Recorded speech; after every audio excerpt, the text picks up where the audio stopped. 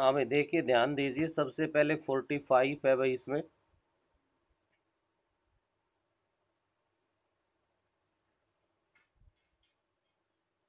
और 45 पे question given है आपका, the polynomial f x is equals to x minus one का whole square plus x minus two का whole square plus x minus three का whole square plus x minus four का whole square has minimum. ये कह रहा है भाई इसकी जो वैल्यू है वो मिनिमम होगी हमारे पास से। तो एक्स की वैल्यू क्या होगी, आप देख पा रहे हो। तो उसका फर्स्ट ऑप्शन है 40, सेकंड जो ऑप्शन हमारे पास गिवन है वो है 20, और थर्ड ऑप्शन है वो है 3.5, और फोर्थ ऑप्शन है वो हमारे पास है 2.5। यहाँ से क्वेश्चन को रीड करते हुए ये तो हमारे पास क्लियर हो जाता है कि आपका जो ऑप्शन 40 और 20 तो नहीं हो सकता भाई। क्यों? क्योंकि इसकी मिनिमम वैल्यू कह रहा है ये होल स्केयर है। तो 40 और 20 पे तो बहुत लार्जेस्ट वैल्यू जाएगी, यहाँ से तो मिनिमम नहीं आएगी। तो यहाँ पे मिनिमम वैल्यू के लिए आप लोग इसके अंदर ध्यान देंगे। अगर इनमें कंपटीशन है तो 3.5 और 2.5 में इनमें से ऑप्शन क्या होगा। इस ऑप्शन को सिलेक्ट करने के लिए इस पे देखिए क्या करोगे आप, ये वैल्यू इसमें पुट कर दो, एफ ऑफ 3.5। 3.5 माइनस वन लोगे तो 2.5 का स्क्वायर बन गया भाई। 3.5 माइनस टू लोगे आप तो ये बन गया 1.5 का स्क्वायर बन गया। 2.5 माइनस थ्री लोगे तो माइनस का 0.5, ये ले रहे हो आप 3.5, सॉरी 3.5 माइनस थ्री लोगे तो प्लस का 0.5 बनेगा भाई, इसका स्क्वायर हो गया। और नेक्स्ट है आप 3.5 माइनस फोर लोगे तो माइनस का 0.5 बनेगा, इसका स्क्वायर आ गया। ऐसे ही आप एफ ऑफ 2.5 को एक बार लिखिए। एफ ऑफ 2.5 में 2.5 माइनस वन लोगे तो 1.5 का स्क्वायर बनेगा, प्लस 0.5 का स्क्वायर बनेगा, और प्लस माइनस 0.5 का स्क्वायर बनेगा, और प्लस में माइनस 1.5 का स्क्वायर बनेगा भाई। अब इन दोनों को कंपेयर करते हैं तो ध्यान दीजिए, 1.5 का स्क्वायर 1.5 का स्क्वायर दोनों में है, 0.5 का स्क्वायर 0.5 का स्क्वायर भी है, माइनस 0.5 का स्क्वायर माइनस 0.5 का स्क्वायर भी है। यहाँ तक तो इक्वल है। लेकिन आप ध्यान दीजिए 2.5 का स्क्वायर है और यहाँ 1.5 का, माइनस प्लस से फर्क नहीं पड़ रहा, क्योंकि होल स्क्वायर है, स्क्वायर करोगे तो पॉजिटिव होना है। अब इन दोनों में से आपका स्मॉल कौन सा है, स्मॉल तो यही आएगा भाई।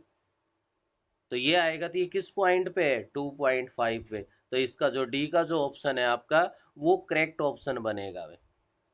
डी का जो ऑप्शन बनेगा हमारे पास वो करेक्ट ऑप्शन बनेगा कि 3.5 पे वैल्यू है वो लार्जेस्ट रहेगी, स्मॉलेस्ट वैल्यू की बात कर रहा है। तो यहाँ 20 और 40 तो कहीं नियर ही नहीं है, कहीं नजदीक ही नहीं है कि हमें यहाँ पे इनकी वैल्यू के लिए हम लोग काम कर सकें। नेक्स्ट आपका ध्यान दीजिए, क्वेश्चन नंबर 46 है आपका। 46 में ये कह रहा है आपसे, LCM of 2045 raise to the power 2045 minus one and 2045 raise to the power 2045 plus one, इसका आपसे एलसीएम फाइंड करवा रहा है। यहाँ से अगर जो बात है मेन ध्यान देने की वो क्या है आपके पास, देखिए पावर इतनी लार्जेस्ट गिवन है कि हम किसी तरह से ये कर ही नहीं सकते कि इसको सोल्व करना चाहें तो सोल्व डायरेक्ट तो कर ही नहीं सकते।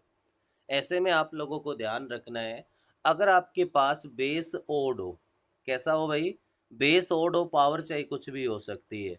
जैसे मैंने यहाँ पे लिख दिया ओड बेस है, उसकी पावर ओड भी हो सकती है इवन भी हो सकती है, पावर में चाहे हमारे पास कुछ भी हो।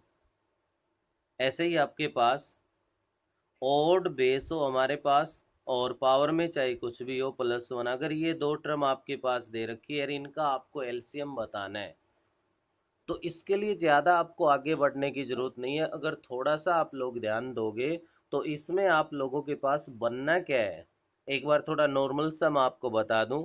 ओड की पावर, फॉर एग्जांपल मैंने यहाँ ओड बेस 3 ले लिया, ज़्यादा नहीं, इसकी पावर को मैंने यहाँ पे 3 रख लिया माइनस वन, 3 की पावर 3 ले लिया मैंने यहाँ पे प्लस का 1 ले लिया।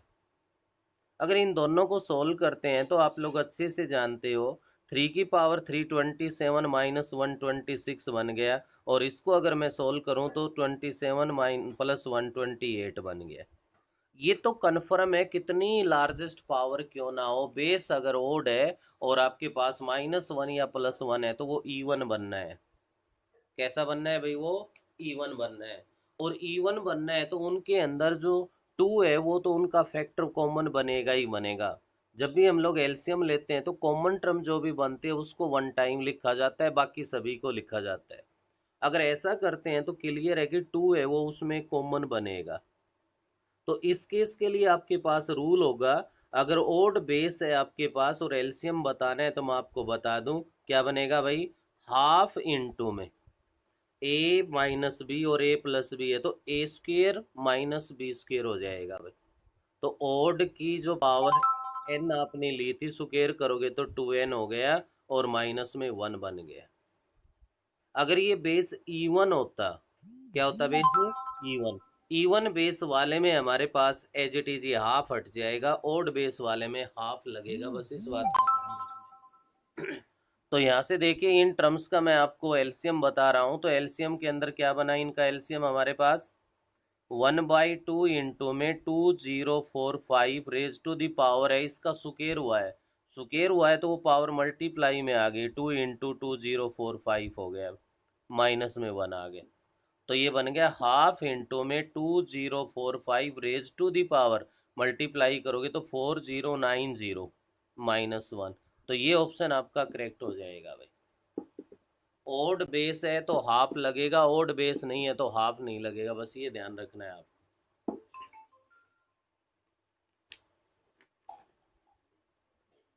हाँ भाई 46 के बाद कह रहे हैं 47।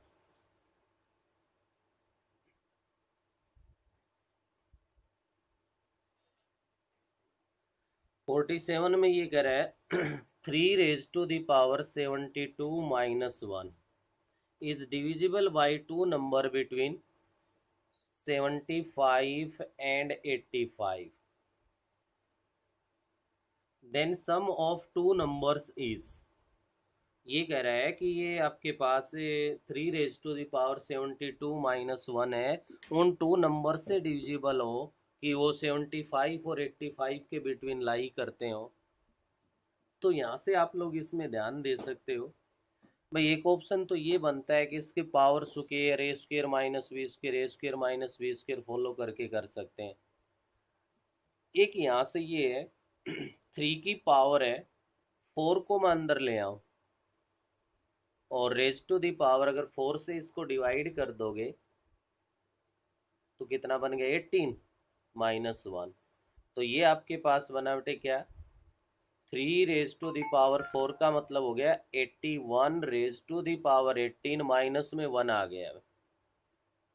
अब आप लोग अच्छे से जानते हो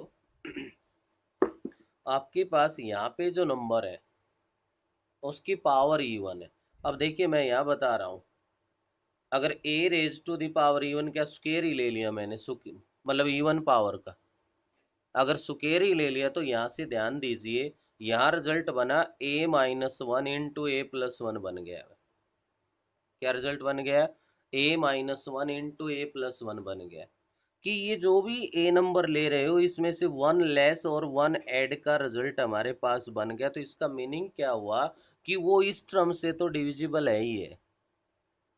अब इसके लिए मैं फॉर एग्जांपल ये कह दूं, अगर मेरे पास 4 का स्क्वायर माइनस में 1 है भाई, तो क्लियर है कि ये 4 -1 और 4 + 1 बनेगा, तो ये 3 से और 5 से दोनों से डिवाइड होगा या नहीं।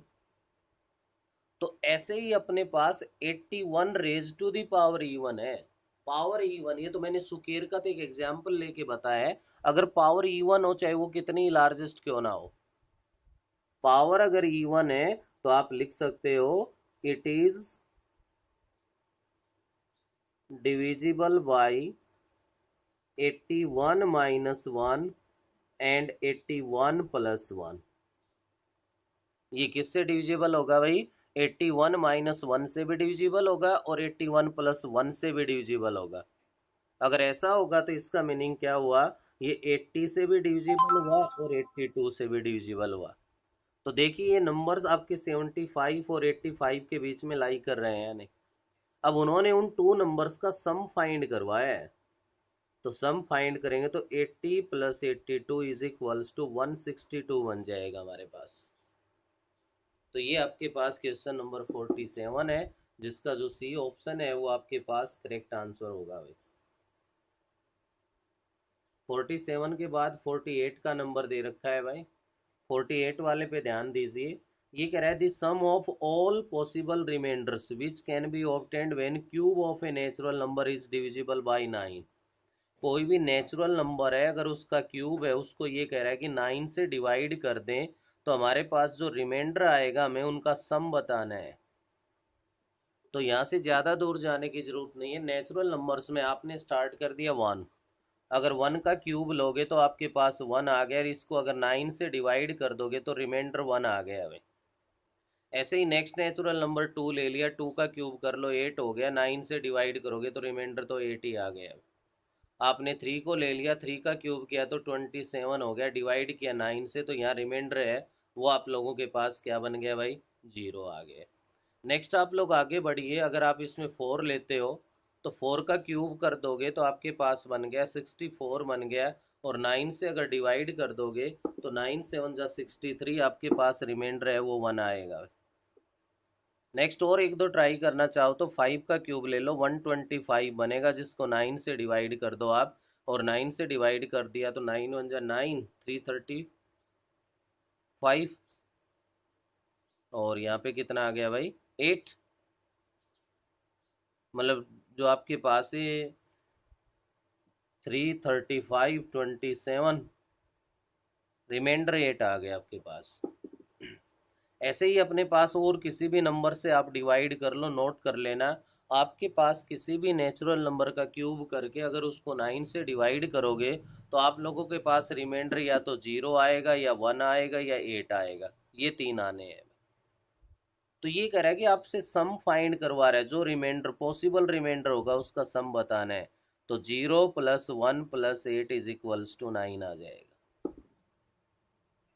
तो ये था आपका क्वेश्चन नंबर भाई 48।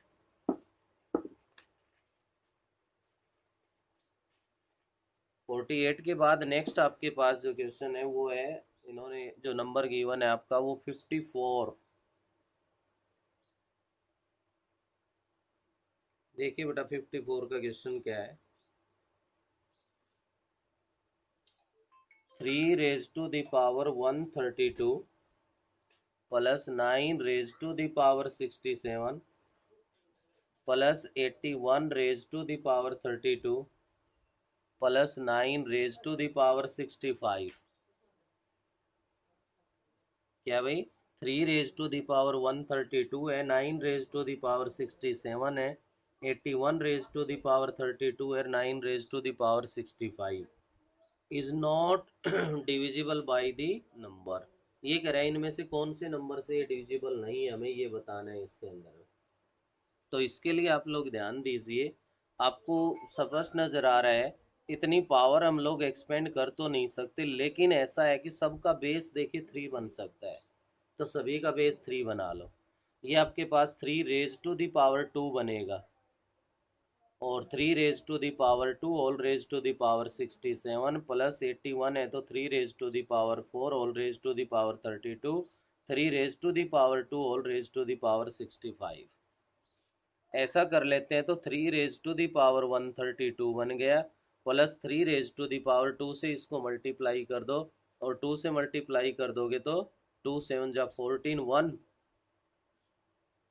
2 6 जा 12 और 1 13 हो गया। ऐसे ही नेक्स्ट 4 से कर दोगे तो 3 रेज टू द पावर 8 और 12 128 बन गया। 3 रेज टू द पावर 0 और बाई 6 टू 12 130 हो गया।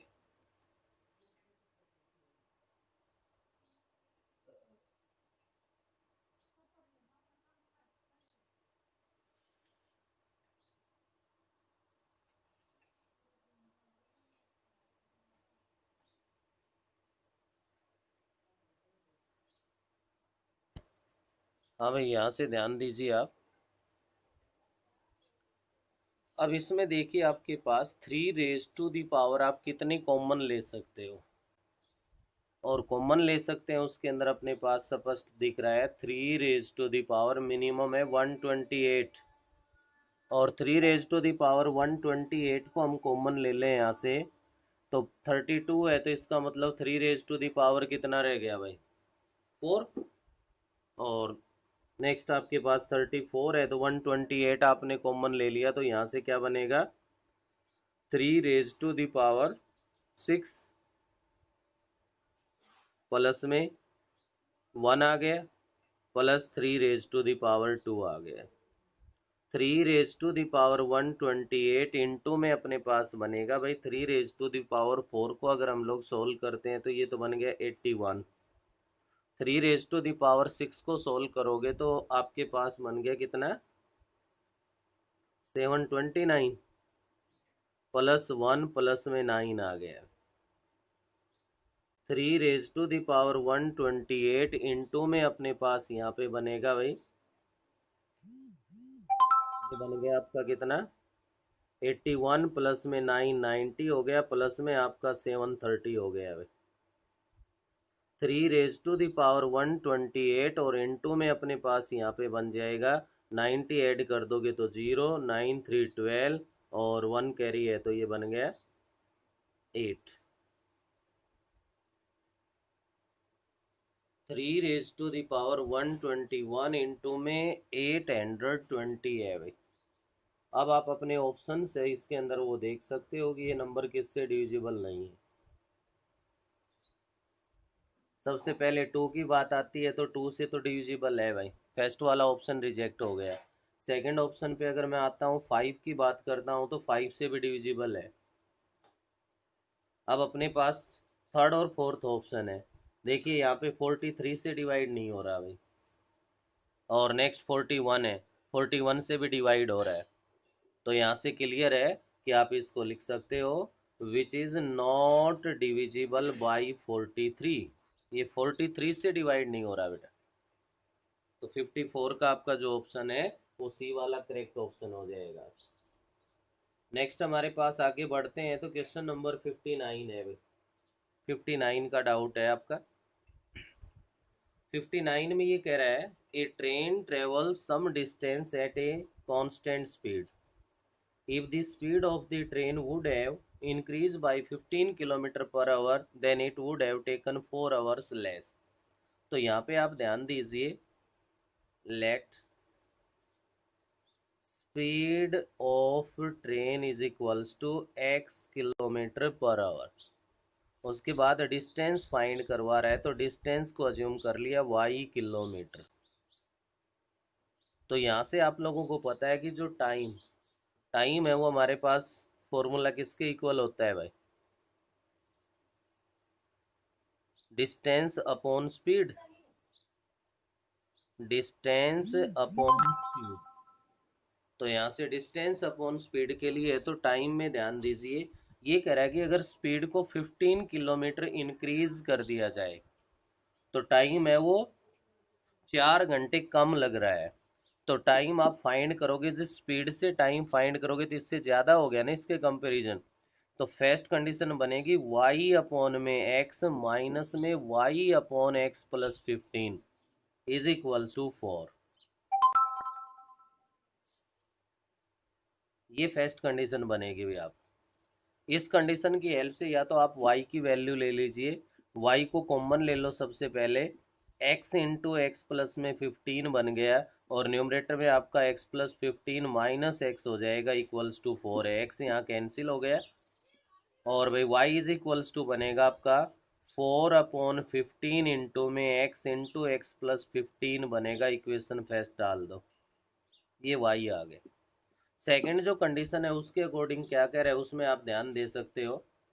सेकंड कंडीशन के लिए ये कह रहा है but if speed of train 3 hours more, ना sorry, would have decreased 5 km per hour then the cover the same distance it would have required 3 hour more। ये कह रहा है कि स्पीड को अगर कितना कम कर दिया जाए भाई 5 किलोमीटर पर आवर, तो आपके पास एक ये बनेगा y upon x minus 5 minus y upon x is equals to 3। देखो स्पीड कम कर दी गई तो टाइम तो ज़्यादा लगेगा भाई, माइनस में ये टाइम कम लगेगा। इनका डिफरेंस है वो 3 के इक्वल गिवन है, और आपसे फाइंड करवा रहा है कि आपको बताना क्या है भाई, इसके अंदर है डिस्टेंस बताना है। इसमें भी देखिए y को कॉमन ले लेंगे हम लोग, 1 अपॉन में x माइनस 5 बन गया, माइनस 1 अपॉन में x बन गया, इक्वल्स टू 3 है। तो यहाँ से एलसीएम ले लूँ तो मैं x माइनस 5 इंटू एक्स है वो एलसीएम आ गया, तो x minus x plus 5 is equals to 3 बन गया। x से x कैंसिल हो गया, और ये बना आपका y इंटू में 5 है, अपॉन में x माइनस 5 इंटू में x इज इक्वल्स टू 3 है। आप देखिए y की वैल्यू क्या आई थी वो पुट कर दो यार, y के प्लेस पे अगर ये वैल्यू पुट कर दोगे तो 4/15 इंटू एक्स प्लस 15 हो गया, इंटू में 5/में x minus 5 into x is equals to 3 आ गया।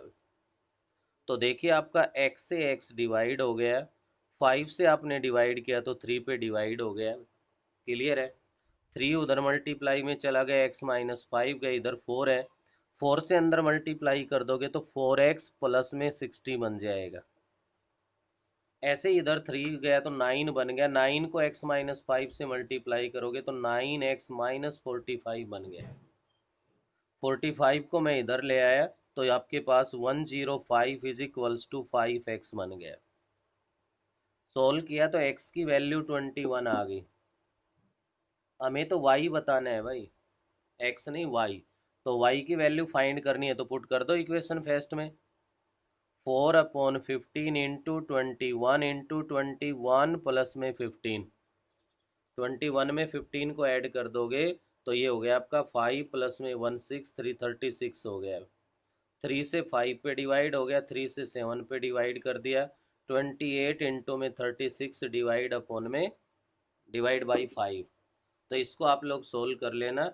आपका जो ऑप्शन नंबर बी है इसको सोल्व करोगे तो आपका जो रिजल्ट बनेगा वो बनेगा बेटा 201.6 किलोमीटर बनेगा भाई। तो ये डिस्टेंस आ गया। कोई स्पीड भी फाइंड करवाए तो स्पीड भी फाइंड कर चुके हैं हम लोग। नेक्स्ट जो डाउट है क्वेश्चन नंबर 60 का, उस पर ध्यान दीजिए आप।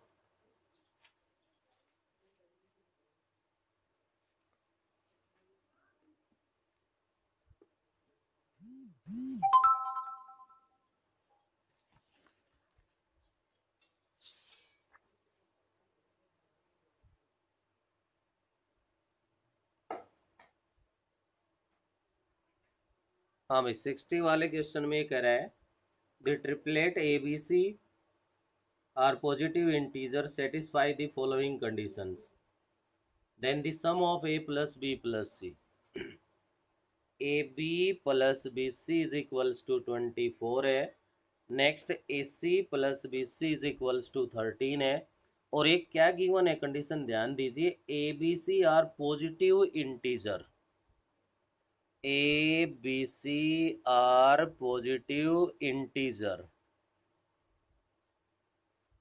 A plus B plus c है वो फाइंड करवा रहा है। इससे आसान क्वेश्चन कुछ भी नहीं है, अगर थोड़ा समझ में आ गया हो तो आपको। यहाँ आप फर्स्ट नहीं सेकंड कंडीशन पे आ जाओ, सी को कॉमन ले लो और a plus b is equals to 13 है। अब 13 है वो प्राइम नंबर है भाई, और ए बी सी है वो इंटीजर है, तो 13 है वो सी से डिविजिबल है। तो सी से डिवाइड जब हो सकता है जब यहाँ से सी की वैल्यू 1 है, इसके अलावा कोई सेकंड ऑप्शन ही नहीं हो सकता। और सी की वैल्यू अगर 1 है तो आपका a plus b is equals to 13 हो गया। फर्स्ट कंडीशन की तो जरूरत भी नहीं पड़ रही है हमें, ए प्लस बी है वो 13 बन गया, सी की वैल्यू 1 है, फाइंड करना है A plus B plus C, तो is equals to 13 plus 1 is equals to 14 आ गया। ये आपका क्वेश्चन नंबर 60 है। तो ये आपने जो भी डाउट्स पूछे थे यहाँ तक अपने पास आ चुके हैं। उसके अलावा एक बच्चा चैट बॉक्स में लिख रहा है भाई क्वेश्चन नंबर 50 के बारे में कह रहा है, तो एक बार 50 के बारे में ध्यान दे सकते हो। 50 में ये क्यूबिक पोलिनोमियल गिवन है, अगर थोड़ा बहुत भी बेसिक आप लोगों ने पढ़ा हो तो यहाँ पे किसी प्रकार की कोई दिक्कत नहीं आनी हमारे पास। क्यों भाई? फाइंड क्या करवा रहा है, फाइंड आपसे यहाँ पे करवा रहा है a cube plus b cube plus c cube. तो सबसे पहले सम ऑफ जीरोज फाइंड करोगे आप, a plus B plus c, x square की टर्म ही नहीं है, जीरो हो गया भाई। और अगर ये जीरो के इक्वल है तो a cube plus b cube plus c cube है वो इक्वल होगा 3abc। अब हम लोग प्रोडक्ट ऑफ जीरोज भी फाइंड कर सकते हैं। तो एबीसी बनता है माइनस का a B c d, minus d upon में ए। तो माइनस करोगे तो प्लस हो गए, 5236 बन गए। हमें बताना है 3abc, तो 3 × 5236 है, वो 3 से मल्टीप्लाई कर लेना, आपका जो ऑप्शन है वो फाइंड हो जाएगा।